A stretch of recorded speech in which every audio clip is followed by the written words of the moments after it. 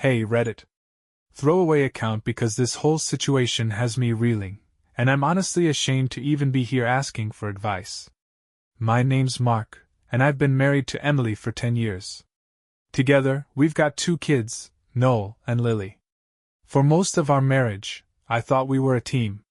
She's always had this sharp wit and charm that could light up any room. But lately, something's been off, and it's driving me insane. It started small, you know? Emily was always chatty after work, going on about her day at the marketing agency. But about 3 months ago, the stories dried up. She mumbles some vague stuff about a lot of meetings, or deadlines, and then retreat to her phone. At first, I chalked it up to stress. Her boss is a notorious micromanager. But then she started working late more often. The first time she texted, "Don't wait up, I'm working late with clients." I didn't think much of it. She's dedicated, and deadlines don't care about family dinner. But then came the girls' nights. Every Friday, like clockwork, she'd doll herself up, heels, red lipstick, the works. For hanging out with Stacy and Maria? I mean, sure, they're fun, but this wasn't her usual jeans and a tea for a wine night vibe. I joked about her looking like she was trying to impress someone, and she just laughed it off, saying, "You should be happy your wife still wants to look good."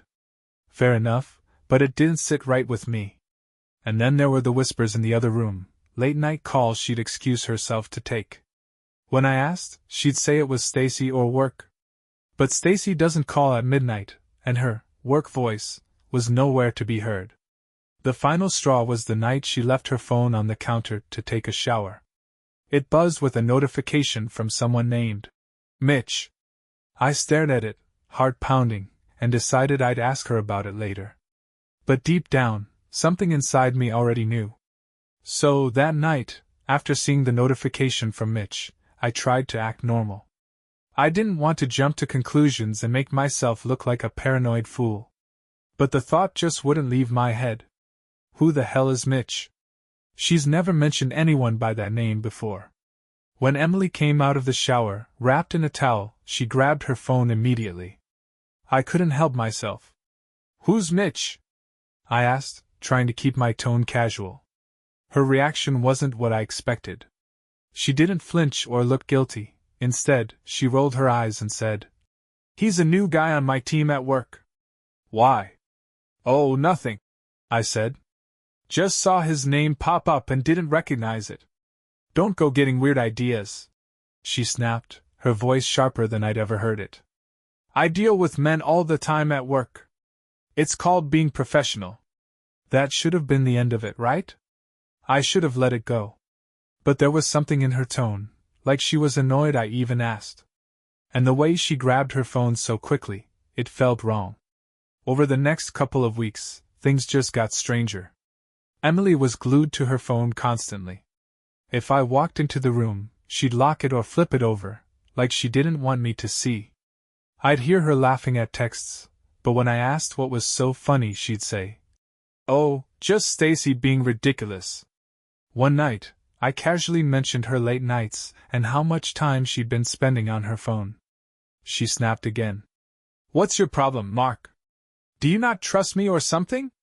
That hit me like a ton of bricks. Trust? I wasn't even accusing her of anything. Yet here she was, throwing out the trust card like I'd done something wrong by even noticing. It wasn't just her behavior at home, though. She started caring more about how she looked whenever she went out. New dresses, perfume I'd never smelled before, extra time doing her makeup. It was subtle at first, but when she started wearing lingerie I hadn't seen in years, just to go out with Stacy, my gut was screaming at me. I told myself I was overthinking. I told myself I was imagining things, letting my insecurities get the better of me. But deep down I knew something was going on. Then, one Friday night, she left for another girls' night. I kissed her goodbye like usual, but as soon as she was out the door, I felt this overwhelming urge to check her location. We share our phone's locations through an app, mostly for the kids, but it had been a lifesaver a few times when one of us left the house without our wallets or something. So, I opened the app. She wasn't at the bar she and Stacy usually went to. She wasn't anywhere near Stacy's place either. Her little dot was across town at some random apartment complex. That was the moment my world cracked. My hands were shaking as I stared at the screen. That little dot in the middle of an unfamiliar neighborhood mocked me, daring me to confront the truth I was too scared to face. I told myself it had to be a mistake. Maybe Stacy moved, or maybe Emily stopped somewhere for a quick errand. But deep down, I knew better. I decided to wait it out. Maybe she'd call and explain everything. Maybe this was all in my head. But the hours dragged on, and she didn't come home until well past midnight. When I heard the car pull into the driveway, I froze. My mind raced with a million questions, but I didn't know which one to ask first. When she walked in, her face was flushed, her makeup smudged, and she smelled like cheap cologne, not the perfume she always wore. I tried to keep calm. "Hey, how was Stacy's?" I asked, my voice betraying the storm inside me. She dropped her purse on the counter, avoiding eye contact. "Oh, it was fine. We just had drinks and caught up." "Really?" I asked. "Because your location showed you across town at some apartment complex." Her eyes snapped to mine, wide and startled. For a second, I thought she'd come clean. But then she laughed, a hollow, forced sound that only made my blood boil. "Oh my God, Mark, are you stalking me now? That's insane. I was with Stacy all night. Maybe the app glitched or something." I wanted to believe her. I really did. But something in her tone told me she was lying. Before I could press further, she brushed past me. "I'm going to bed," she said over her shoulder. "I don't have time for your insecurities." That should have been the end of it. But then, as she walked away, her phone buzzed on the counter. I shouldn't have looked. I know that. But after everything, how could I not? The notification was a text from Mitch. "I can still taste you. Can't wait for next time." My heart stopped. Everything stopped. I don't even remember grabbing her phone. All I know is that I was in the bedroom seconds later, shoving it in her face. "What the hell is this, Emily?" Her eyes widened, and for a brief moment she looked like a deer caught in headlights. But then her expression hardened. "Give me my phone, Mark!" she shouted, reaching for it. "Not until you tell me who Mitch is and why he's texting you crap like this." Her face turned red, and she folded her arms defensively. "Fine. Mitch is just a friend. It was a stupid joke. You're overreacting." "A friend?"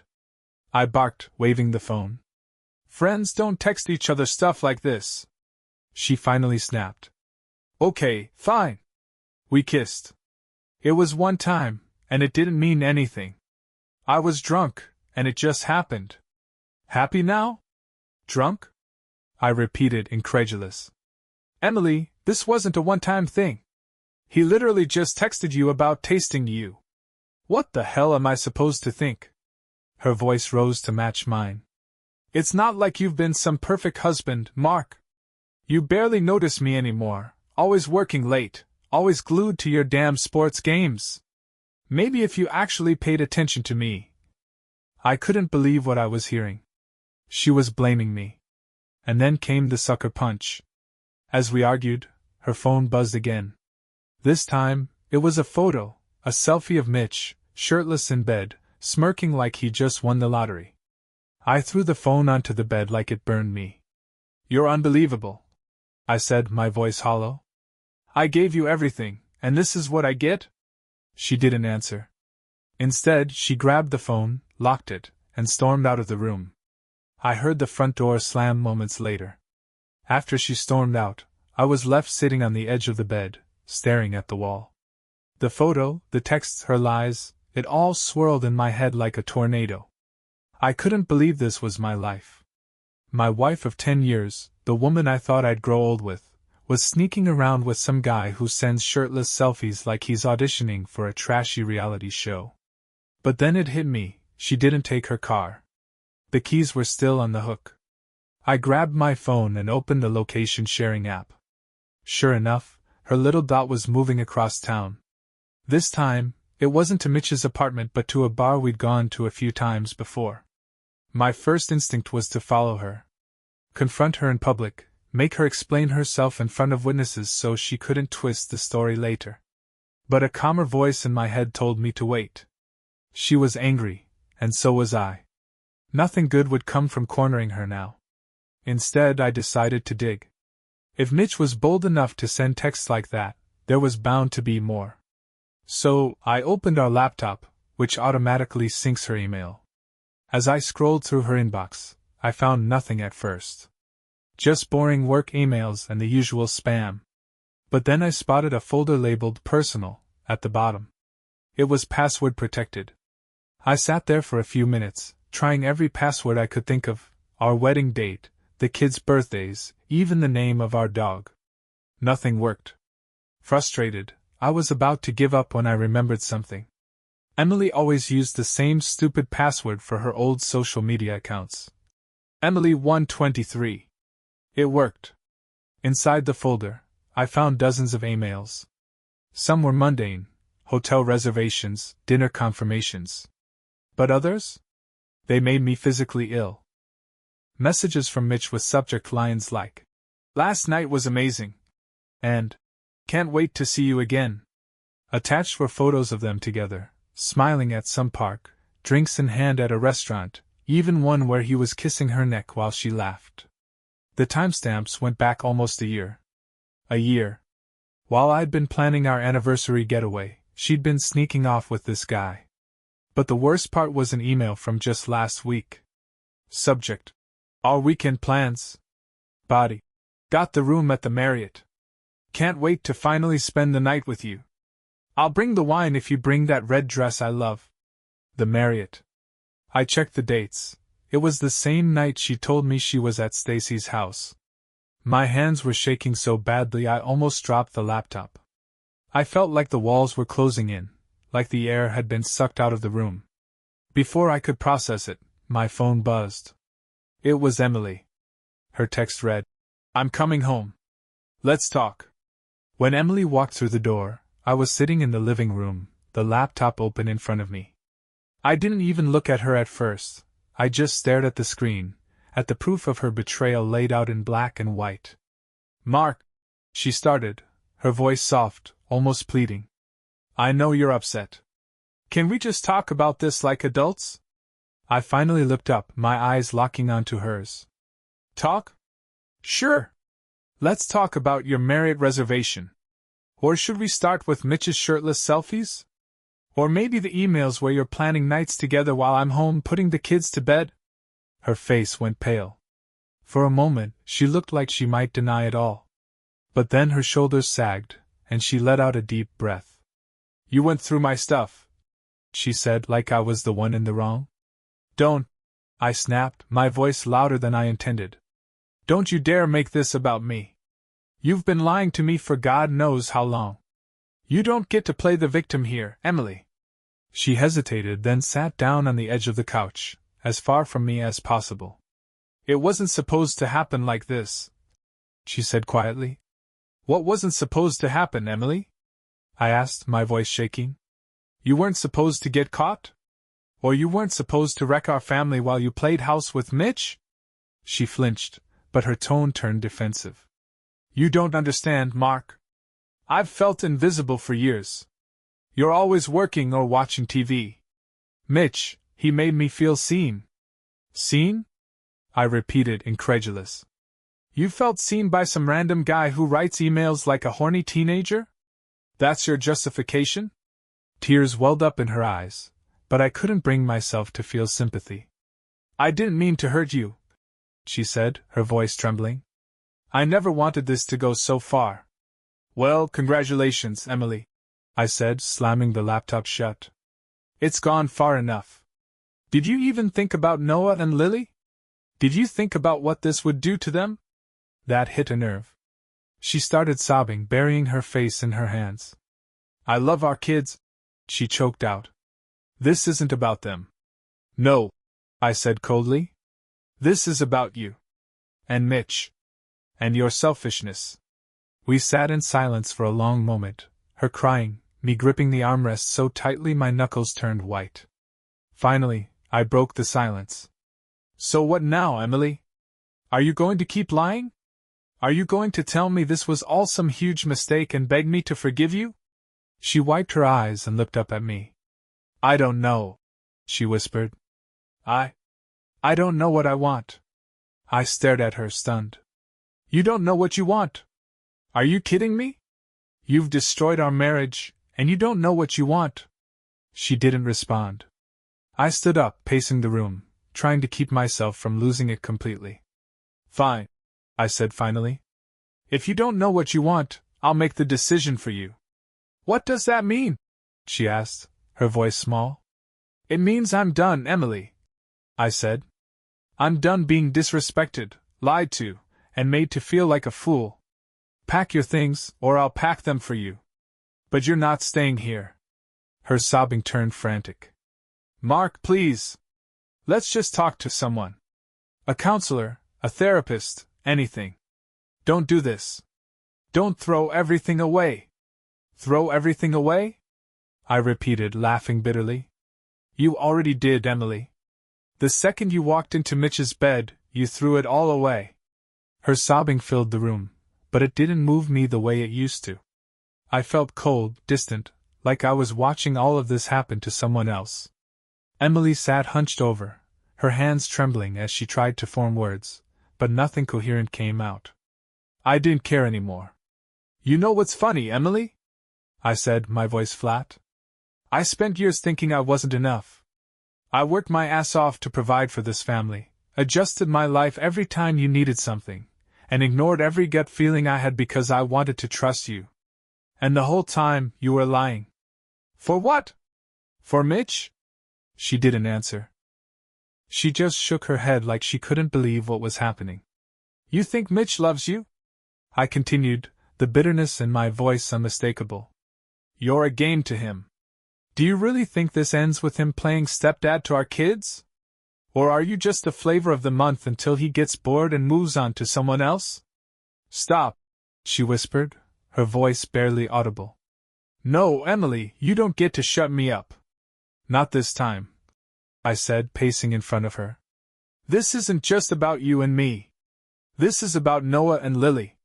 What am I supposed to tell them when they ask why Mommy doesn't live here anymore? That she got bored and decided to shack up with a guy who sends her hotel reservations? Her head snapped up at that. Don't you dare use the kids against me, she said, her voice shaking with anger. Against you? I laughed bitterly. You used me against them when you turned our family into a joke. For a moment, the anger in her eyes flared, and she looked ready to fight back. But then, as quickly as it came, it faded. Her shoulders slumped, and she looked defeated. You're right, she said quietly. I've screwed everything up. But I don't want to lose you, Mark. I don't want to lose our family. Too late, I said, grabbing my keys off the counter. I need air. I need to think.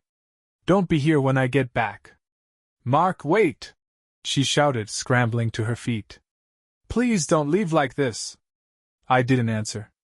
I walked out the door and got in my car, driving aimlessly through the quiet streets of our town. My mind raced, replaying everything that had happened in the last few hours. Every lie, every excuse, every betrayal. My phone buzzed on the passenger seat. A text from her. Emily. I'll do anything to fix this. Please come home so we can talk. I didn't respond. Instead, I parked in an empty lot and sat in the silence, staring at the dark sky. I thought about the kids, how innocent they were, how much they loved both of us. And I thought about myself. Could I forgive her? Could I trust her again after this? The truth was, I didn't know. When I finally got home, the house was quiet. Her car was still in the driveway, but all the lights were off except for one in the living room. Emily was curled up on the couch, clutching a throw pillow like it was her last lifeline. I stood in the doorway, watching her for a moment. She looked up, her face tear-streaked and desperate. Mark, she said, her voice trembling. I'm sleeping in the guest room, I said curtly. Tomorrow, we figure out the next steps. But tonight? I can't look at you. Her face crumpled, but I didn't wait for her to respond. I walked down the hall, shut the door, and locked it. For the first time in years, I felt like I was alone. But maybe, just maybe, that wasn't a bad thing. When I woke up the next morning, the sunlight streaming through the blinds felt harsher than usual, as if the universe was mocking me for trying to rest while my life was falling apart. My head was pounding, not from a hangover, but from the sheer weight of everything I'd uncovered the night before. I stayed in bed for a while, trying to sort through the mess in my head. Every time I closed my eyes, I saw that text from Mitch, or the smug photo he'd sent her. It was like they were burned into my brain. Eventually, I forced myself to get up. The guest room was quiet and cold, a stark contrast to the chaos brewing in my chest. I walked out into the hall, unsure what I'd find. The first thing I noticed was the smell of coffee.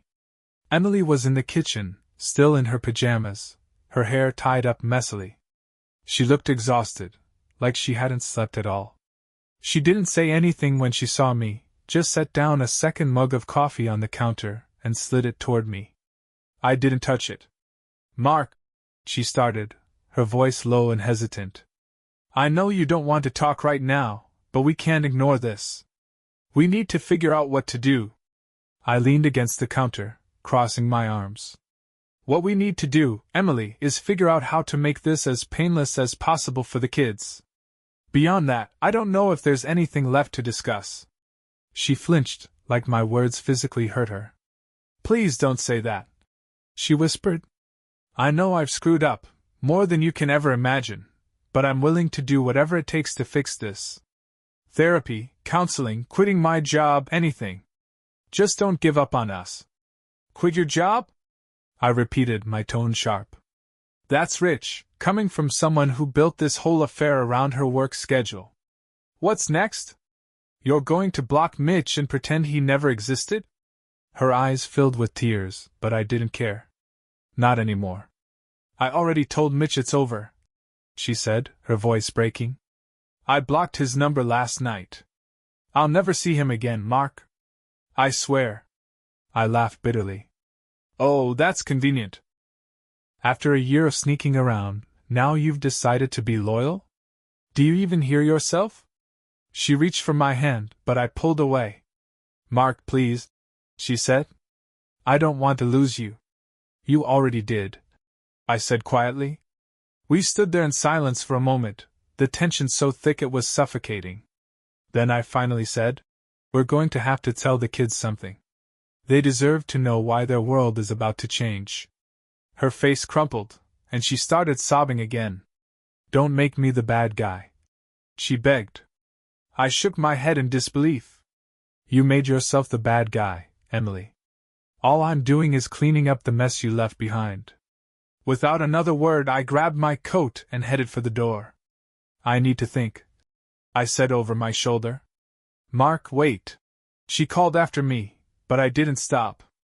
I drove for hours, winding through streets I barely recognized, trying to process everything. A part of me wanted to turn back, to hear her out, to believe that things could go back to the way they were. But the rational part of me knew that wasn't possible. You can't rebuild trust on a foundation of lies. I ended up at a park across town, the kind of place where parents bring their kids on sunny weekends. The swings creaked as the wind pushed them, and a few joggers passed by, giving me polite nods.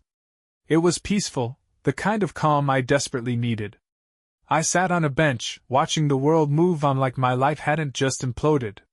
My phone buzzed in my pocket, and I already knew who it was before I pulled it out. Sure enough, it was Emily. "Emily, please come home. We need to talk. Emily, I'm begging you, Mark. Don't shut me out. Emily, I can't do this without you." I put the phone back in my pocket without replying. It wasn't that I didn't want answers. I just wasn't sure I could handle hearing any more excuses or promises. Not yet. Instead, I dialed the one person I knew I could trust, my older sister, Jessica. "Mark?" She answered on the second ring, her voice immediately filled with concern. "What's going on? You sound off." I took a deep breath, steadying myself. Jess, I need to talk. It's about Emily. The words came pouring out before I could stop them. I told her everything, the texts, the emails, the photo, the argument. By the time I finished, my hands were shaking again, and my voice was hoarse. There was a long pause on the other end of the line. Mark, she finally said, her tone careful. I'm so sorry you're going through this. But you need to start thinking about what's next. For you. For the kids. I know, I said. That's the problem. I don't know what's next. I can't even think straight right now. Then take your time, she said firmly. But don't let her manipulate you into making a decision you'll regret. You deserve better than this, and so do the kids. Her words hit me hard. Deep down, I knew she was right. But knowing it and acting on it were two very different things. When I got back to the house later that afternoon, Emily was sitting on the couch, her eyes red and puffy from crying. She looked up at me, her expression a mix of hope and dread. Mark, she said softly. I held up a hand to stop her. I've been thinking, I said, keeping my voice as steady as I could. And here's what's going to happen. You're going to stay at your mom's for a while. I need space to figure out what this means for us, for me, for the kids, and for our future. Her eyes widened in panic. No, Mark, please. Don't do this. We can work through this together. I'll do anything. You've done enough, Emily, I said, cutting her off. If you meant what you said about wanting to fix things, then you'll give me the time and space I'm asking for. Her shoulders slumped, and she nodded reluctantly. Okay, she whispered. I'll go. I hated the look of defeat on her face, but I couldn't let that stop me. This wasn't about her feelings anymore. It was about reclaiming my dignity. By the next morning, Emily was packed and ready to leave. She lingered by the door, her bag slung over one shoulder, her eyes darting between me and the kids. Noah and Lily were still asleep, and I wasn't sure how, or when, I was going to tell them what was happening. Mark, she said quietly, her voice breaking. Please don't give up on us. I know I don't deserve your forgiveness, but I can't imagine my life without you. Without our family. I didn't respond right away. I just stared at her, searching for any sign of the woman I'd fallen in love with all those years ago. She was there, somewhere, buried under the lies and betrayal. But finding her again felt impossible. We'll see, I said finally. Right now I need time. And so do you. She nodded, tears slipping down her cheeks, and then she was gone. The house felt eerily quiet without her. I stood by the door for a long time, staring at the spot where she'd been, until the sound of little feet padding down the stairs snapped me out of it. Dad? Noah said, rubbing his eyes. Where's Mom? I crouched down, pulling him into a hug. Mom's staying at Grandma's for a little while, I said carefully. She just needs some time to think about things. Did you guys have a fight? He asked, his voice small. I hesitated. It's complicated, buddy. But no matter what happens, we both love you and Lily very much. That will never change. He nodded, but I could tell he didn't fully understand. How could he? He was just a kid. For the next few days, I threw myself into keeping busy. Between work, taking care of the kids, and the endless cycle of laundry and meals, I barely had time to think. But at night, when the house was quiet and the kids were asleep, it all came rushing back. I kept replaying everything in my head, her excuses, her tears, her betrayal. A part of me wanted to believe she could change, that we could fix this. But another part of me, the louder part, told me that trusting her again would be like trying to rebuild a house on quicksand. Then, one evening, my phone buzzed with a text from an unknown number. Unknown. Hey Mark, it's Mitch. We need to talk. I stared at the message, my stomach twisting in knots. Of all the things I'd expected, this wasn't one of them. I debated ignoring it, but curiosity got the better of me. I replied with one word. Why? His response came almost immediately. Mitch, you deserve to know the truth about everything. Meet me at Jake's bar tomorrow at 7. The nerve of this guy. The audacity. But if he thought he was going to control this narrative, he was wrong. The next night, I walked into Jake's bar, my fists clenched and my heart pounding. Mitch was already there, sitting at a corner table, his expression smug. He stood when he saw me, extending a hand like we were old friends. I didn't take it. You've got 5 minutes, I said, sitting across from him. Make it count. He smirked, leaning back in his chair. Fair enough, he said. Look, man, I know I screwed up. Emily told me things were complicated between you two, that you were checked out and she was miserable. I bought it. But after all this, I realized now she was just using me. Using you? I repeated, incredulous. He nodded. Yeah. She made it sound like she was ready to leave you, like we had a future together. But every time I pushed her to make it official, she'd pull back. Turns out, she was just stringing me along. I stared at him, my anger boiling over. You think that excuses what you did? You think that makes it better? No, he said quickly, raising his hands in mock surrender. I'm just saying, you weren't the only one she lied to. She played us both. I stood up, leaning across the table. You don't get to play the victim here, Mitch. You knew she was married, and you went after her anyway. So don't sit there and act like you're some kind of victim. He swallowed hard, his smugness replaced by unease. Look, I just thought you should know the truth. That's all. I shook my head, my voice low and dangerous. The truth is, you're a coward. And the only reason I'm walking away right now is because I have kids who need me more than I need to waste my time on you. I left him sitting there, his mouth hanging open, and walked out into the night. For the first time in weeks, I felt a strange sense of clarity. I didn't know what the future held, but I knew one thing: I was done letting other people dictate my life. Part 10. Turning the tables. Driving home from the bar, I felt an odd sense of calm. Mitch's attempt at clearing his conscience only confirmed what I already knew: Emily had been lying to everyone. And yet, hearing it from him felt like the final nail in the coffin of our marriage. When I got home, the house was quiet except for the faint hum of the dishwasher.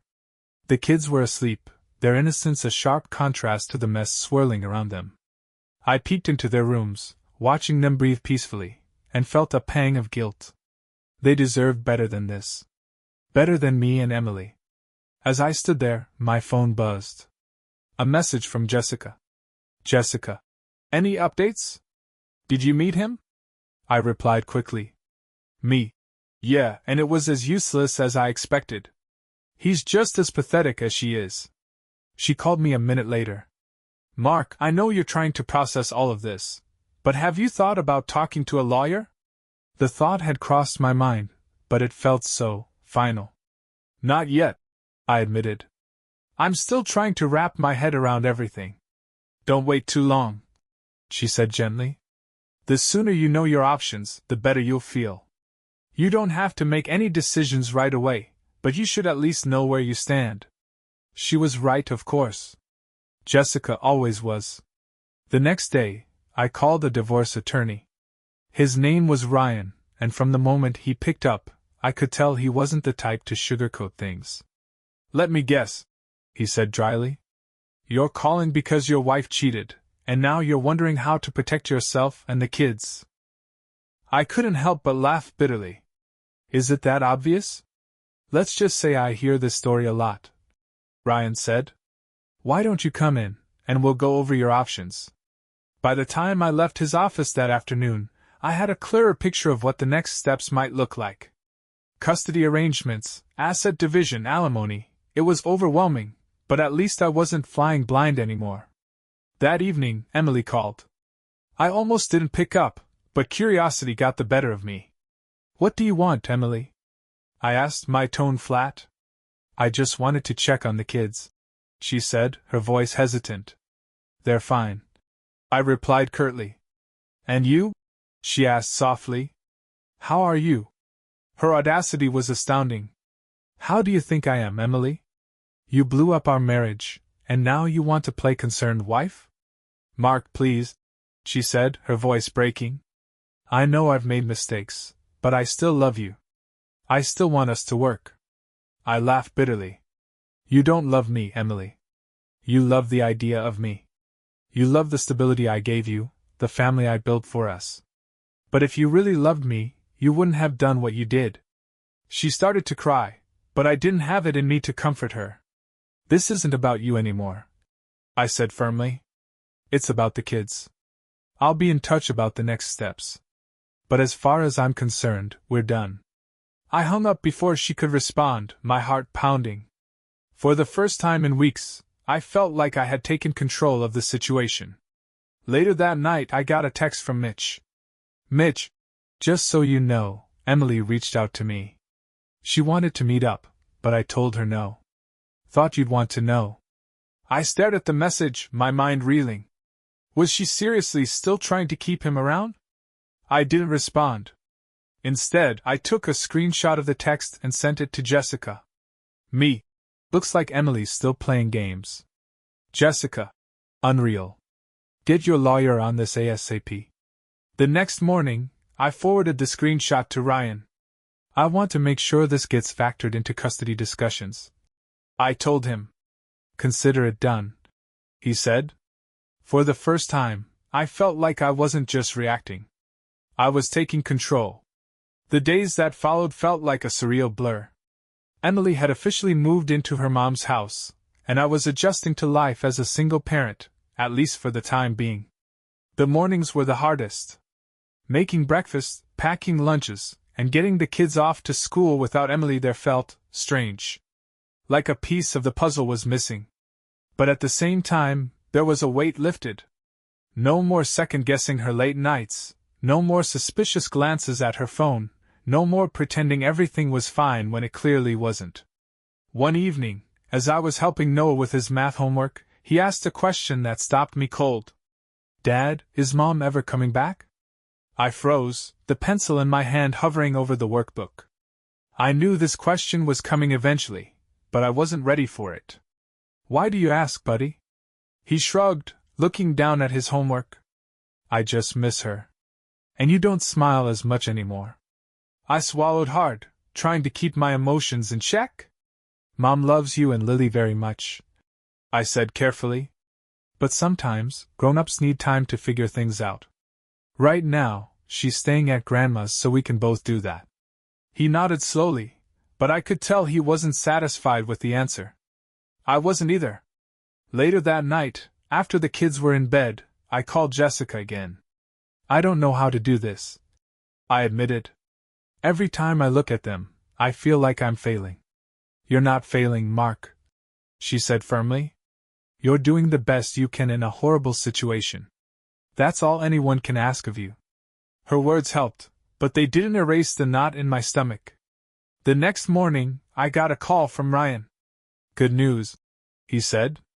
I've filed the initial paperwork for the divorce and requested temporary custody arrangements in your favor. We'll set a hearing date soon. Thanks, I said, though the reality of it still felt heavy. And Mark, he added, I'd recommend starting therapy. For you and the kids. It'll help you process everything and prepare for what's next. The idea of therapy hadn't crossed my mind, but the more I thought about it, the more it made sense. That afternoon, I called a family counselor and scheduled an appointment. The first session was awkward. Noah and Lily didn't fully understand why we were there, and I wasn't sure how much to share. But the counselor, a kind woman named Dr. Harper, made it easier. She asked the kids simple questions about school, their friends, and what they liked to do for fun. Slowly, they started to open up. When it was my turn, I hesitated. I don't know how to move forward, I admitted. I feel like I'm constantly walking a tightrope, trying to hold everything together for the kids while dealing with everything else. Dr. Harper nodded. That's completely normal, Mark. But remember, you don't have to have all the answers right now. Taking things one step at a time is enough. It was a small comfort, but a comfort nonetheless. Later that week, Emily called again. This time, her tone was different, less pleading, more resigned. I talked to a lawyer, she said. I guess we should figure out custody arrangements. I've already started the process, I said bluntly. Ryan will reach out to your lawyer. She was quiet for a moment. I want joint custody, she said finally. That depends, I said. Are you still talking to Mitch? No, she said quickly. It's over. I swear. I didn't believe her, but I didn't say so. Instead, I focused on what mattered. The kids come first, Emily. If you want joint custody, you're going to have to prove you're serious about that. She agreed, but her voice wavered. I could tell she wasn't used to me being this firm. After we hung up, I felt a strange sense of relief. For the first time, I wasn't letting her control the narrative. The weeks that followed were some of the most emotionally draining of my life. Emily's lawyer had reached out, and while the initial discussions about custody were civil, it quickly became clear that she wasn't going to make this easy. We're proposing joint custody, her lawyer, a polished man named Greg, said during our first call. Emily is committed to being a present, active parent in Noah and Lily's lives. I glanced at Ryan, who had been listening quietly. He gave me a small nod, signaling for me to respond. That sounds nice on paper, I said, keeping my voice steady. But being present means more than showing up when it's convenient. The kids need stability, and I've been the one providing that since she left. Greg's smile faltered. I understand your concerns, but shared custody is in the best interest of the children. Ryan finally chimed in, his tone calm but firm. We're not saying shared custody is off the table. However, given the circumstances, we believe Mark should have primary custody, with Emily having visitation rights until we can evaluate her commitment to prioritizing the kids over other distractions. The implication hung in the air, and I could see Greg's jaw tighten. Are you referring to her alleged relationship with Mitch? Not alleged, Ryan said smoothly. Proven. And while we won't be petty about past mistakes, we need assurances that those behaviors won't impact the children moving forward. The call ended on a tense note, and I could tell the fight was just beginning. Emily called me that evening, clearly upset. Do you really think I'm a bad mom? She asked, her voice shaking. This isn't about being a bad mom, I said tiredly. It's about what's best for the kids. Right now, they need consistency, and I'm the one giving them that. You act like I abandoned them, she snapped. I've been trying to fix things, Mark, but you keep pushing me away. Because you broke my trust, I said bluntly. This isn't just about us anymore. It's about them. She didn't have a response for that. The next week, things took an unexpected turn. I got a call from Greg, his tone unusually cautious.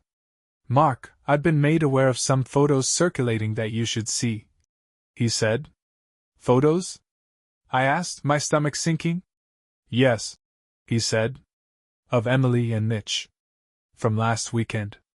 My blood boiled. You've got to be kidding me. I wish I were, Greg said. But in the interest of transparency, I thought you should know. This could complicate things. I hung up and immediately called Ryan. Within an hour, I had the photos in my inbox. There she was, Emily, laughing with Mitch at a bar, his arms slung casually around her shoulders. In one, they were kissing. When Emily and I spoke later that night, I didn't hold back. Do you even care about how this looks? I asked, my voice icy. It was a mistake, she said quickly. I wasn't thinking. That's the problem, Emily. I shot back. You never think. And now your mistake is going to cost you. Ryan wasted no time filing a motion to present the photos as evidence. This shows a clear pattern of behavior, he explained. The court won't take kindly to it. When our custody hearing finally arrived, I felt like I was walking into a battlefield. Emily looked nervous as she sat across from me, Greg whispering furiously in her ear. Ryan laid out our case methodically, pointing out the stability I provided for the kids and presenting the photos as evidence of Emily's ongoing distractions. When it was her turn to speak, she tried to paint a picture of a mother who had made mistakes but was trying to rebuild. The judge listened carefully, then asked a question that caught everyone off guard. Miss Parker, can you assure this court that your relationship with Mr. Mitch is completely over and will not interfere with your parenting duties? Emily hesitated, and in that hesitation I saw the truth. She couldn't. The judge ruled in my favor, granting me primary custody with Emily having supervised visitation until further review. As we left the courtroom, Emily looked devastated. But for the first time, I felt like I had done right by the kids. The drive home from the courthouse was surreal. For months, my life had revolved around this battle, and now, with the ruling in my favor, the weight on my shoulders felt a little lighter. But as much as I wanted to feel victorious, there was no real joy in winning. The reality of what had happened, what Emily had done, was still a constant ache in my chest. Noah and Lily were waiting at home, blissfully unaware of the storm that had just passed. I walked in, forcing a smile as they ran up to hug me. "Dad! Can we go to the park?" Lily asked, her eyes lighting up. "Sure thing, sweetheart," I said, ruffling her hair. "Let me grab my keys." At the park, I watched them play, their laughter filling the air. For a moment, everything felt normal, like the life we had before Emily's betrayal wasn't completely out of reach. But the scars were there, just beneath the surface, and I knew it would take time to heal, for all of us. That evening, as I was tucking Noah into bed, he asked, "When's Mom coming back?" I paused, sitting down on the edge of his bed. "Mom's going to be around," I said carefully. "You'll still see her, but things are going to be different for a little while." "Is it because of the fighting?" he asked, his voice small. I nodded, swallowing the lump in my throat. "Yeah, buddy. But no matter what, you're Mom and I love you and Lily more than anything. That's never going to change." He seemed satisfied with that answer, but I knew the questions would keep coming as he got older. The next day, Emily called. She sounded drained, defeated in a way I hadn't heard before. "Mark, I just wanted to say, I'm sorry," she said. "For what?" I asked, my voice sharper than I intended. "For cheating? For lying? Or for dragging us through this mess?" "For all of it," she said quietly. "I know I've made a lot of mistakes, and I know I've hurt you and the kids. I don't know how to fix this." "Maybe you can't," I said honestly. "Maybe the best thing you can do is focus on being a better mom for Noah and Lily." She started crying, but I didn't let it affect me this time. I'd spent too long cleaning up her mess to let her emotions pull me back into it. "I'll do better," she said. "I promise." "That's up to you," I replied. "But it doesn't change anything between us. We're done, Emily." After I hung up, I felt a strange mix of emotions, sadness, relief, and a small flicker of hope for the future. Over the next few weeks, I started taking steps to rebuild my life. I enrolled the kids in counseling, started attending a support group for single parents, and even reconnected with some old friends. One evening, as I was scrolling through my messages, I noticed one from a friend I hadn't spoken to in years, Rachel, an old classmate I'd always gotten along with. "Rachel. Hey, Mark.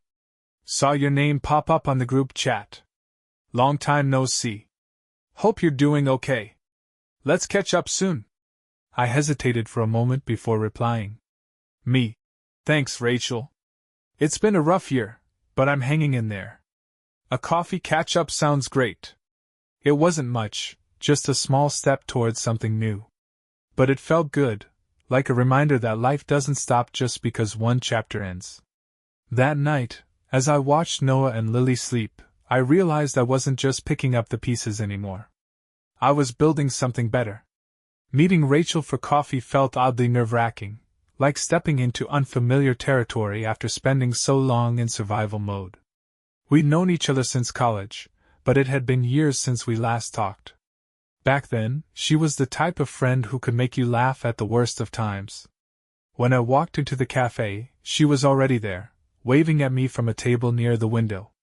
Her smile was warm and genuine, and for the first time in a long time, I felt a little more at ease. "Mark Jackson," she said as I sat down. "Still tall, still brooding.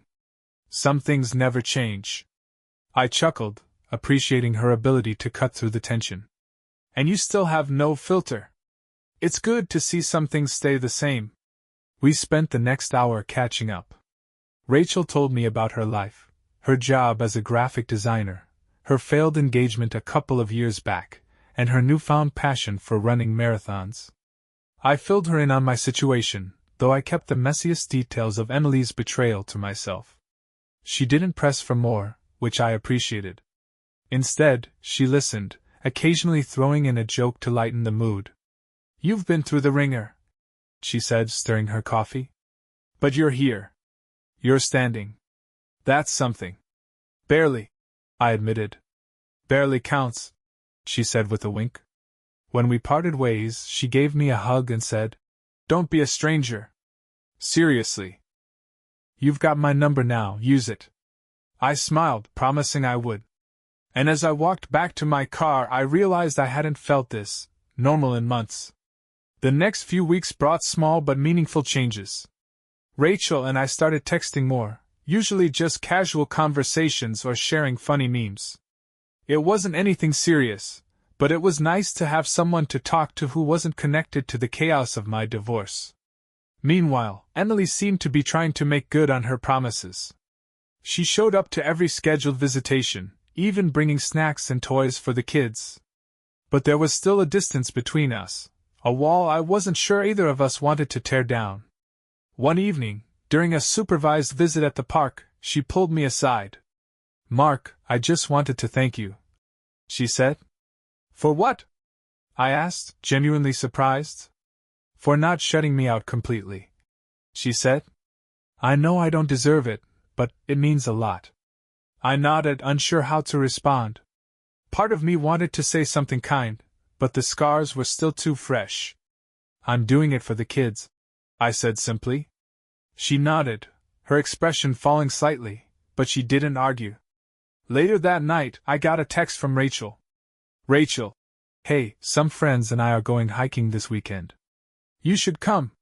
No pressure, but it'd be great to see you again." I stared at the message for a moment, debating whether I was ready to put myself out there like that. But then I thought about what Dr. Harper had said during one of our counseling sessions. Healing doesn't mean forgetting. It means finding the courage to keep moving forward. Count me in. When and where? Her response came quickly, full of enthusiasm. It was just a hike, just a small step. But as I got ready for bed that night, I realized something. For the first time in months, I wasn't dreading the future. I was looking forward to it. The hike with Rachel and her friends turned out to be exactly what I needed. The trail wound through lush forests and opened up to a breathtaking view of the valley below. I hadn't realized how much I missed just being out in the world, disconnected from everything. Rachel stuck by my side, chatting about everything and nothing. She didn't push, didn't pry, she just made me feel like me again. It wasn't romantic, at least not yet, but it was comforting. As the weeks turned into months, life began to settle into a new kind of normal. The kids adjusted to their routine, splitting time between me and Emily. She'd finally started seeing a therapist, and while I didn't ask for details, I could see small changes in her. She was more patient with the kids, more present. It didn't erase what had happened, but it was a start. Rachel and I kept in touch, our friendship growing stronger. She had a way of making even the hardest days feel a little lighter. One night, after the kids were asleep, I found myself staring at my phone, debating whether to call her. Before I could overthink it, I hit dial. "Hey you," she answered, her voice warm. "Hey," I said, smiling despite myself. "Just wanted to say thanks." "For what?" she asked. "For being there," I said. "For reminding me that life doesn't stop just because things get hard." She was quiet for a moment, then said, "You're stronger than you think, Mark. Don't forget that." Her words stayed with me long after we hung up. A few nights later, I sat down to write in a journal Dr. Harper had suggested I keep. At first, I didn't know where to start. But as the pen moved across the page, the words poured out. "I've learned that betrayal doesn't define you. It hurts, it breaks you, but it doesn't have to be the end. I've learned that healing is messy and slow, but it's worth it. Most of all, I've learned that even when someone else's choices shatter your world, you still have the power to pick up the pieces and build something better. I closed the journal and looked out the window. The sky was clear, the stars bright against the darkness. For the first time in what felt like forever, I felt at peace. Not because everything was perfect, but because I was finally moving forward. This wasn't the life I had planned, but it was mine. And for the first time, I was ready to embrace it.